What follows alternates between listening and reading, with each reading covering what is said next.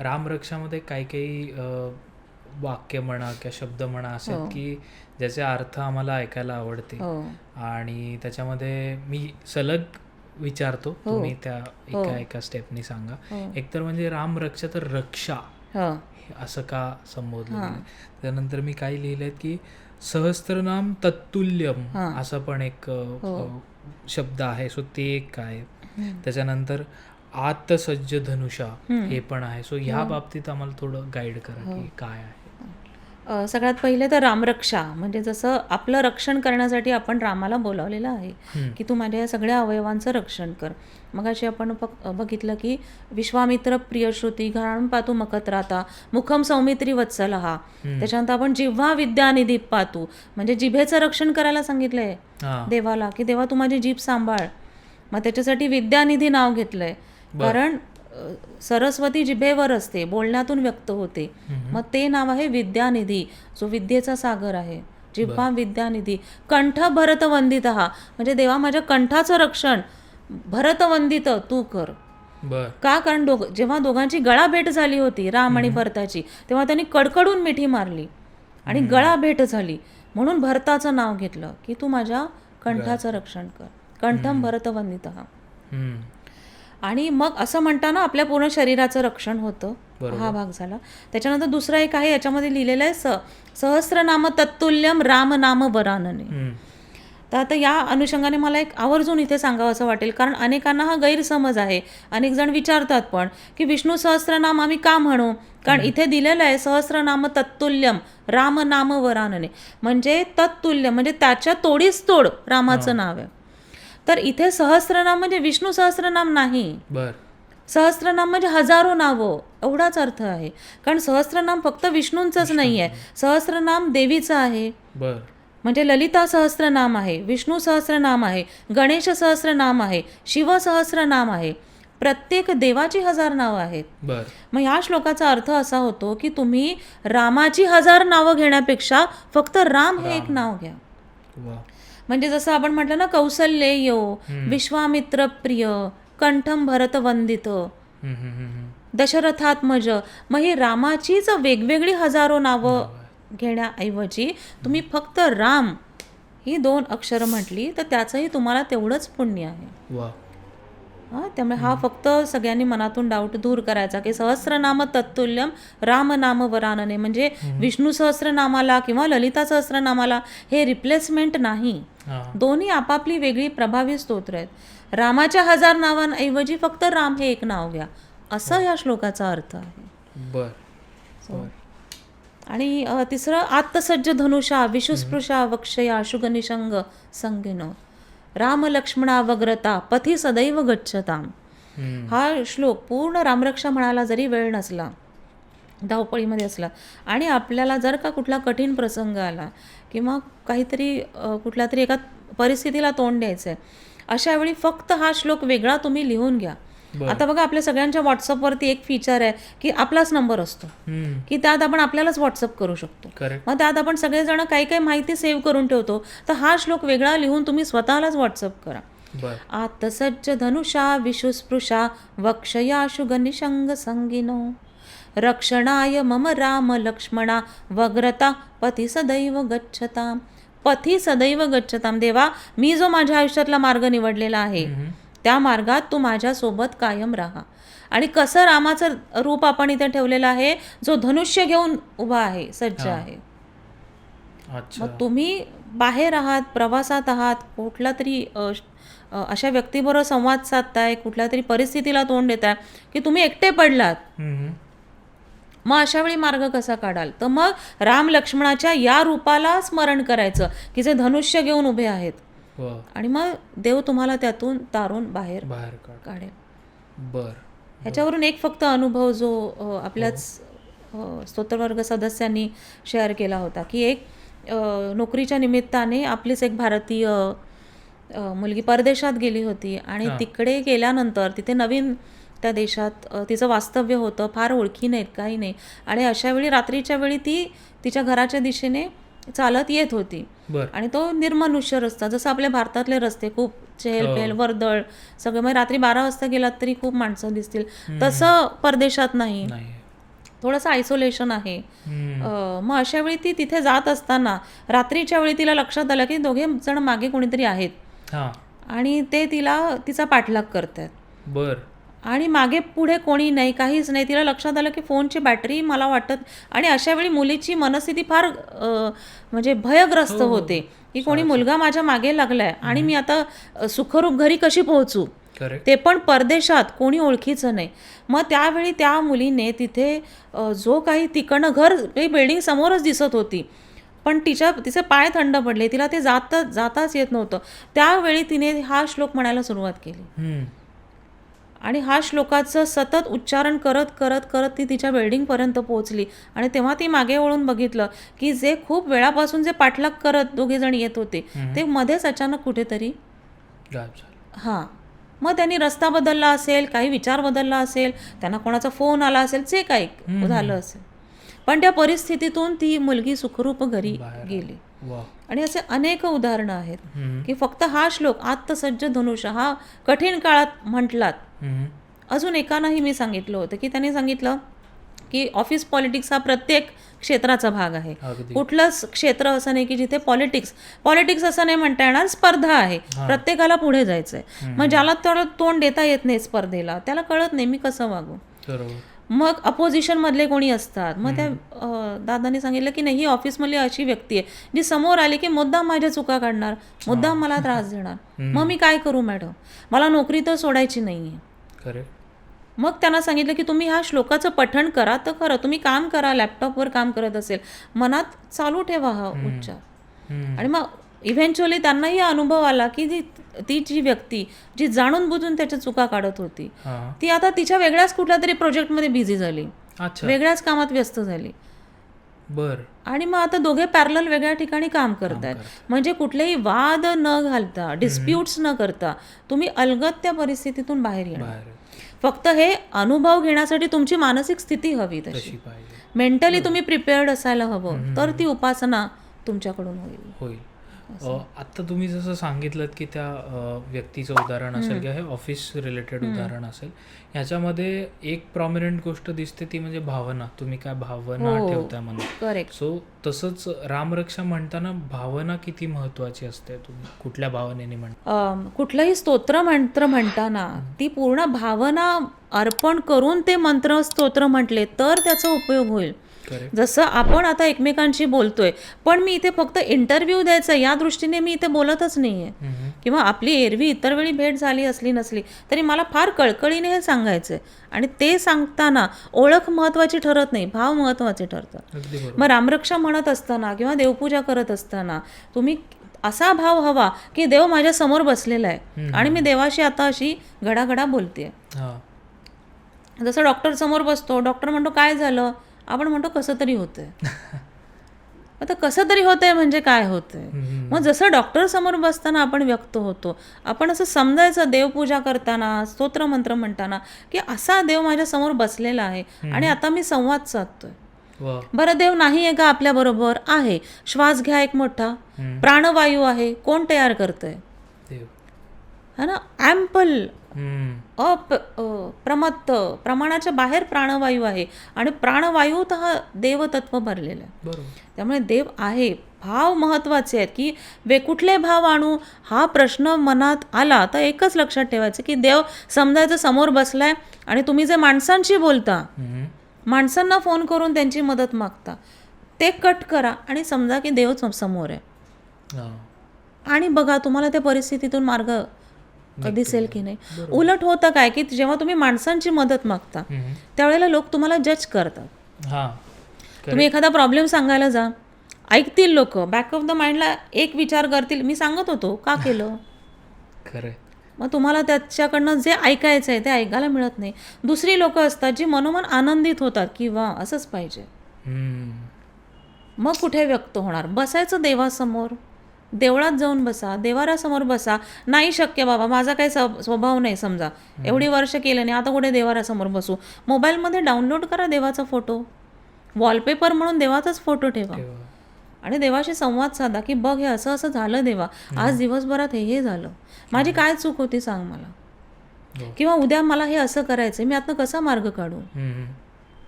आणि मग हे स्तोत्र मंत्र रामरक्षा म्हणत असताना ते पोटतिडकीने सांगा. फक्त हाच आहे की तुम्हाला तो अर्थ समजून घ्यावा लागेल. हां.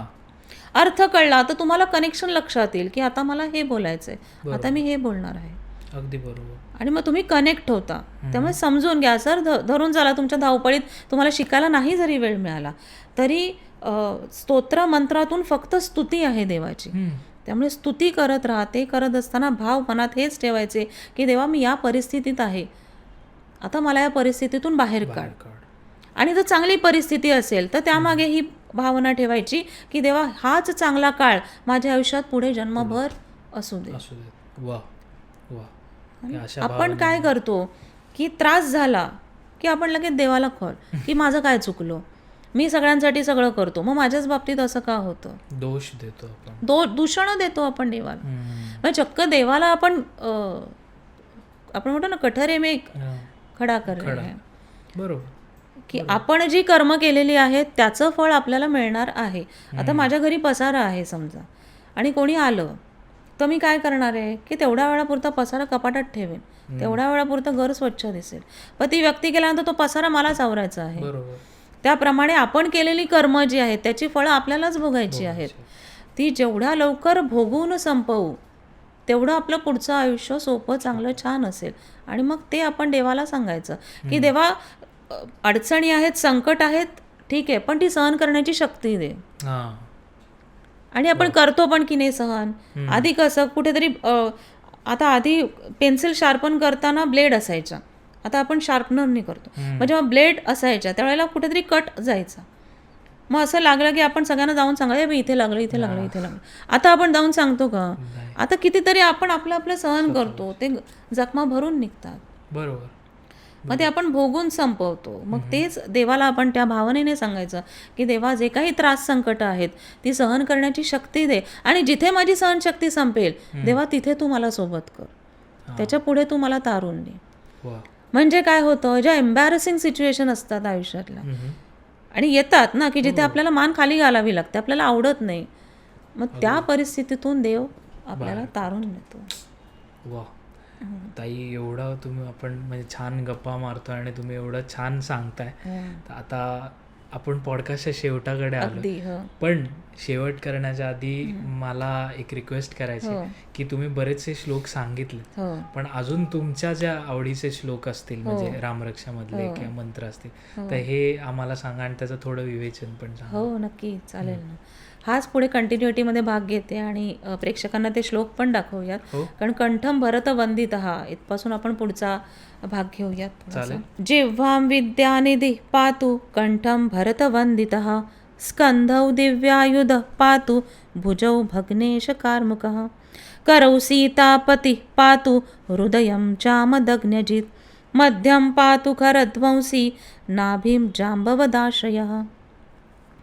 ह्याच्यात आपण देवाला सांगतो की देवा तू माझ्या जिभेचं रक्षण कर, विद्यानिधी, कंठम भरत वंदित, स्कंधौ दिव्यायुध पातू. स्कंधौ म्हणजे खांदे. देवाला सांगतो या श्लोकामध्ये की देवा तू माझ्या खांद्यांचं रक्षण कर.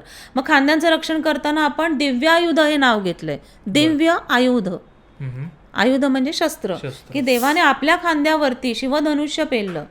मग इतकी अवजड बलाढ्य आयुध देवाने पेलली. मग देवाला सांगतोय की देवा तू पण माझ्या खांद्यांचं असं रक्षण कर की माझ्या पण जबाबदाऱ्या मी पार पाडू शकेन. ना माझ्या जबाबदाऱ्या मला सक्षमपणे पार पाडायच्या आहेत. मला आजारी पडायला परवानगीच नसली पाहिजे. मी आजारी पडले तर घर आजारी पडेल. खरं है ना. आपण जेव्हा फ्रस्ट्रेट होतो त्यावेळेला पहिला विचार येतो अरे काय हे असं चालण्यापेक्षा आयुष्य संपलेलं चांगलं. असे निगेटिव्ह विचार अगदी मृत्यूपर्यंतचे विचार येतात. पण मग त्याच्यात हा श्लोक शिकवतो आपल्याला की तुझ्या खांद्यावर जबाबदाऱ्या आहेत, तू तुझ्या खांद्यावरच्या जबाबदाऱ्या टाकल्या तर बाकीच्या पूर्ण कुटुंबाचं रक्षण कोण करणार आहे. त्यामुळे स्कंधौ दिव्यायुध पातू भुजौ भग्नेश कार्मुकः. भुजौ म्हणजे हात, म्हणजे ज्याने हाताने शिवधनुष्य पेललं, शिवधनुष्याचे तुकडे केले, त्यातला आपण सांगतोय की ज्याने भग्नेश म्हणजे भग्न करणे. मग तसं तू माझ्या हाताचं रक्षण कर की या हाताने मी जबाबदाऱ्या पार पाडू शकेन, माझ्या दुःख संकटांचा नाश करू शकेन. करौ सीता पती पातो. करो म्हणजे माझ्या हाताचं रक्षण कर. मग हाताचं रक्षण करायला आपण सांगतोय सीतापती. हा. हे सीतेच्या पती, तू माझ्या हातांचं रक्षण कर. का? कारण दोघे हातात हात घालून, म्हणजे शब्दशः अर्थाने नाही, पण दोघांनी साथ सोबत दिली. आणि रामाने सीतेला, सीतेने रामाला. सीता म्हणाली नाही की तुम्ही जा प्रभू, मी थांबते राजमहालात. नाही. है ना. मग तुम्ही कसे एकमेकांचे हात हातात धरलेत, तसं तू माझा हात हातात धर. आणि मला या पहिलं तीरावरती, माझ्या आयुष्याचा जो पहिलं तीर आहे, त्या पहिलं तीरावरती तू मला सोबत कर. सोबत नाही. वा. हृदयम जामदग्न्यजित. देवा तू माझ्या हृदयाचं रक्षण कर. त्याच्यासाठी जामदग्न्यजित नाव घेतलंय. म्हणजे अत्यंत रागीट, कोपिष्ट असे जमदग्नी होते. मग त्यांचं हृदय परिवर्तन रामाने केलं. मग तू माझ्या हृदयाचं रक्षण कर. मग ह्याच्यामध्ये हृदयाच्या संबंधित आजार तर असतातच, ते कव्हर होतातच, की हृदयविकार असतील किंवा वेगवेगळ्या व्याधी हृदयाशी संबंधित, त्यातनं आपण बाहेर पडायला मदत होते. आणि त्याचबरोबर मतपरिवर्तन आणि मनपरिवर्तन अच्छा. होतं ना, की लोक बदलतात, पण त्याला वेळ जाऊ द्यावा लागतो. खरं. आणि मग लोक म्हणतात की अरे आधी तर ही व्यक्ती अशी नव्हती, आमच्याशी अशी वागली आणि आता बदलले. बरं, बदललेलं स्वरूप आपल्याला आवडतं, पण मनात रुखरुख असते ना, खरं की अरे माझ्याशी नाही असे वागले, त्यांच्याशी तसे वागतायत. पण ते हृदय परिवर्तन करणं त्या कुटुंबासाठी गरजेचं आहे. म्हणून हृदयम जामदग्न्यजित. मध्यम पातू खरध्वंसी नाभीम जांबवदाश्रय. हा पुढचा श्लोक. मग मध्यम पातू खरध्वंसी. खर नावाचा राक्षस होता. मग त्या राक्षसाबरोबर देवाने लढाई केली, त्याला हरवलं.